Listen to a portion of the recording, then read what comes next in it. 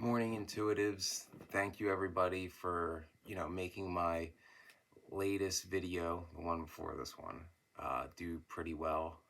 I was hoping that would be a topic that would do well as it's a more obscure one and I tend to talk about more obscure topics, more often than other channels.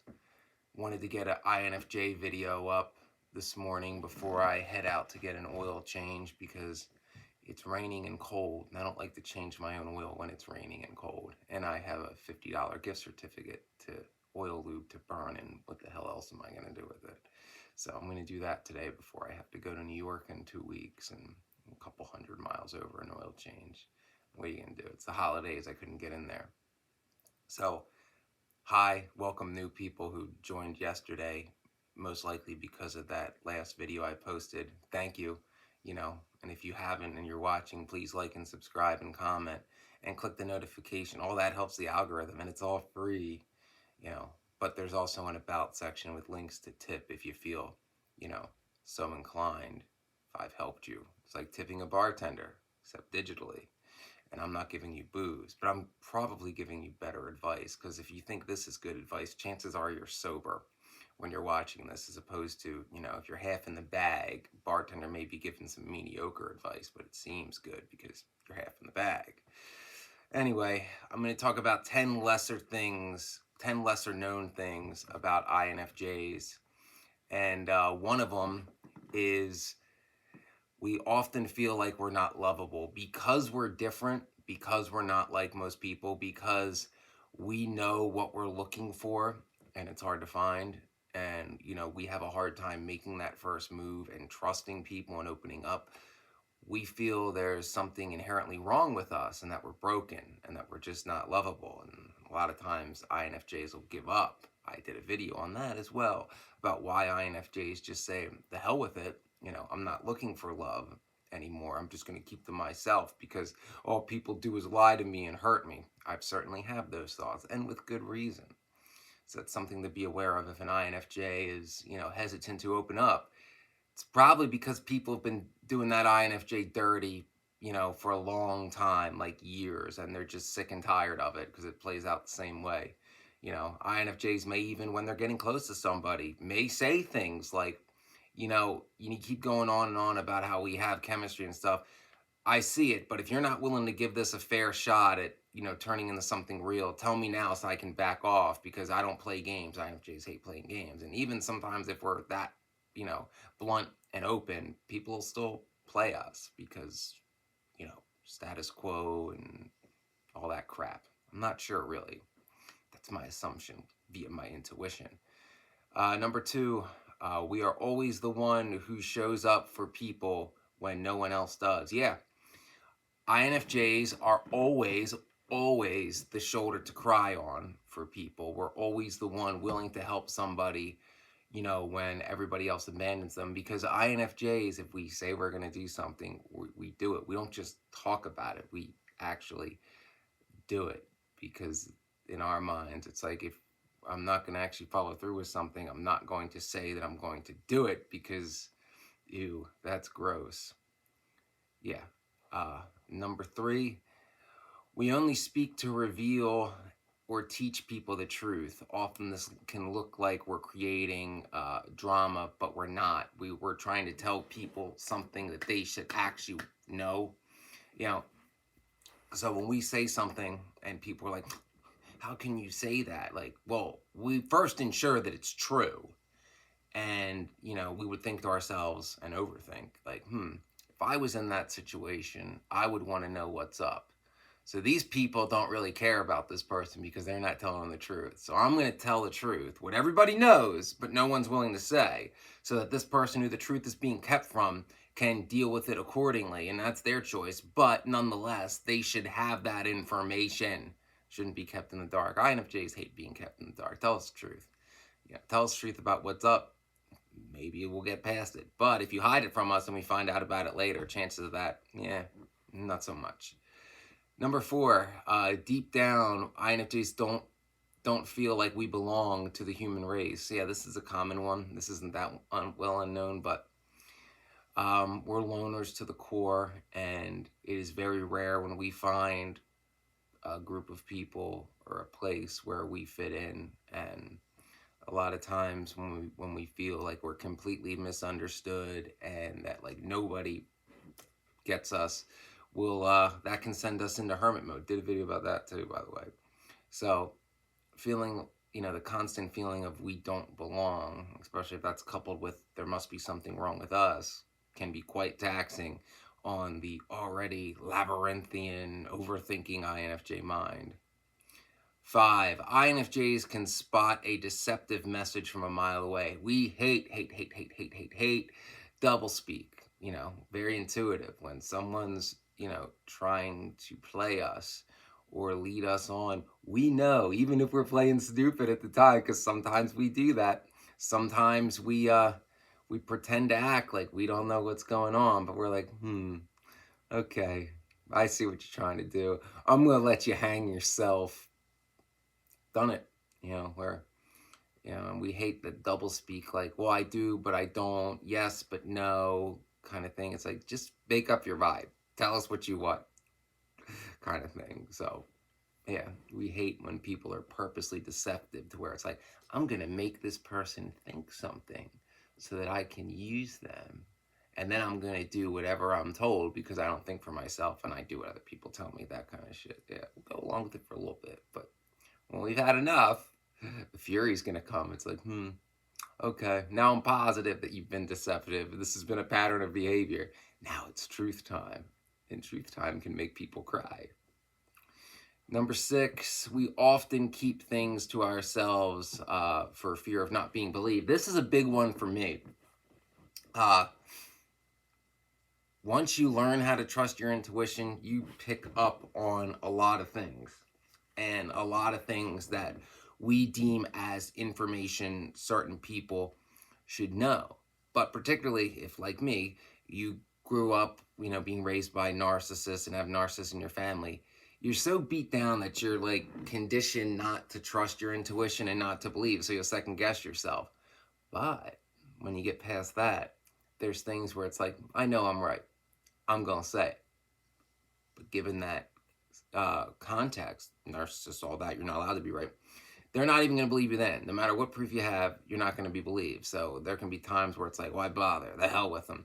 And there could be other times when you're doing nothing but saying the truth, and because it's going against, what everybody else deems as true, like 2 + 2 = 5 because we say so, then you're vilified, and that's never fun. It's like, all I did was tell the truth. My whole life, people have been saying truth good. Oh, I mean, in general, not when it's against the clique. The truth is whatever we say it is at that moment. It's like, no, it's not. I'm going to say it anyway, kind of thing. So we often, at times in our lives, struggle to speak up for people, to tell the truth for fear of we won't be believed. And this can be, in another way, especially true if it's like, how the fuck am I going to explain, well, I'm just really intuitive. That's how I know. I put the pieces together. I don't know how I do it, but I do. Go with it. Yeah, so that can be,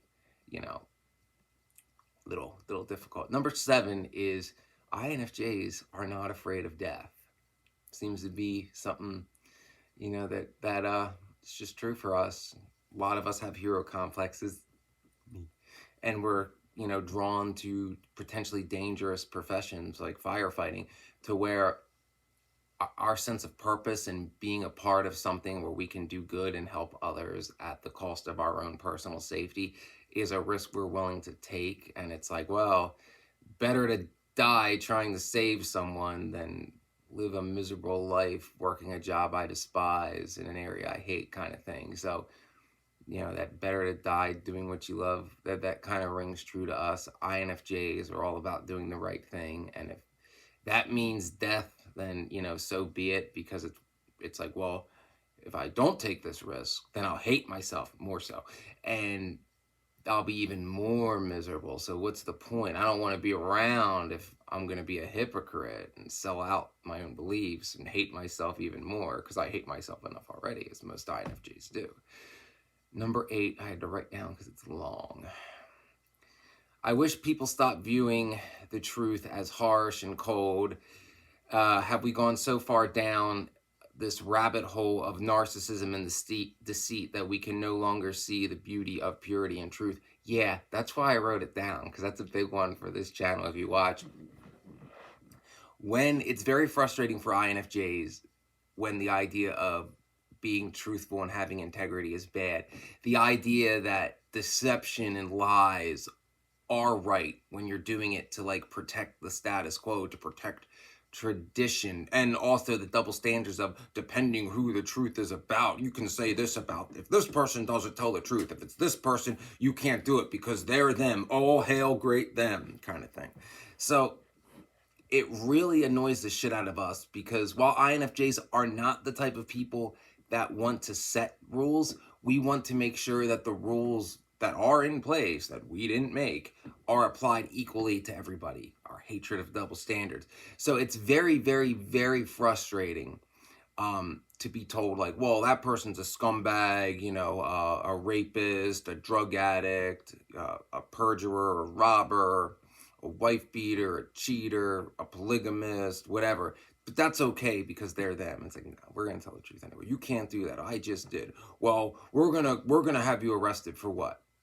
You can't say that about them. I didn't break any laws. You know, your little made up cult rules mean nothing to me. So yeah, that's something. It's not so well known about us because that really drives us nuts, but sometimes we can hold our emotions in and go emotionless face and people don't see it. But a lot of times that point will make an INFJ blow. So, 9, we like to root for the underdog, the person who has to fight for everything they've got, because we identify with that. You know, we're not impressed by, well, I am so great because grandpapa left this to me. It's like, but you didn't do anything. Well, no, I'm a great businessman because, you know, 60 years ago, my grandfather started this company after he got out of the army, but that was him, not you. Well, I run it, same thing. It's like, no, not the same thing. Starting a business from scratch is far harder and far different from being handed the keys to a business that has been established for 60 years, because, you know, it was laws and cost of things. To start a business was certainly much easier 60 years ago than it is today, because, you know, we still had demand side capitalism back then, which actually helped the little guy instead of Reaganomics, which is all about corporatism and eroding competition and monopolization. And that's even more so because we, since Reagan, have stopped enforcing the Sherman Antitrust Act, which a Republican put in place, by the way, I should say that. But the Democrats haven't enforced it either, so, you know. But then again, the Democrats became moderate Republicans, starting with old Slick Willie. We're them kind of Democrats. Yeah, so two sides of the same neoliberal coin. I'll stop there. I could go on, but I'm not going to this time. And finally, number 10 is we believe in the philosophy in which leaders exist to actually lead and serve others. So, you know, INFJs are the type of leaders where it's like, we are, you know, there to serve and actually lead the people we're supposed to be leading. We're not there to be, you know, drunk on power and like, do what I said because I said so and I'm the boss. Oh, that makes me great. Like, I control every aspect of your life. Everything must run, you know, must run through me. I don't care if it's your personal life or not. I'm the boss and therefore you're my property. No, INFJ bosses are like, well, I'm going to go to my boss now because they're cheating you out of benefits that you can rightfully have, and I'm not going to stand for it. And if they don't do the right thing, then I'm going to go to the appropriate authorities, and I'm really going to fuck shit up. Done it. I've done it. So, you know, that philosophy of that power comes with responsibility, and that it's extra duties you're taking on, like to take on a role where you're in charge, where you're supposed to be looking out for the benefit of those underneath you, not just getting off on power and looking out for yourself. There's lots of people, sadly, that take leadership positions that are solely doing it for the increase in pay and don't know what they're doing. Additionally, to people who aren't qualified for it, but simply got it through nepotism, cronyism, or they're just a complete brown noser to whoever is above them, and they sell out the people below them for their own benefit. Yeah, we don't like that at all. And we call it out a lot of the times. So there are 10 lesser known things about the INFJ. You know, INFJs, if you've paid attention to these 10, I know I rambled on a little longer than usual. Remember to always trust your intuition about what to do in that situation, whether it's time to open your mouth or not, because, you know, timing, not so good at it. Did a video with that too. And that can hinder your efforts if you shoot your mouth off at the wrong time. I learned that the hard way. And remember, INFJs, once you sell out your integrity, you can't get it back. Don't sell it out for a short-term gain, because short-term gains don't last, and in the long run, they don't mean shit. So thanks for making it to the end. Please like and subscribe. Hit the notification button.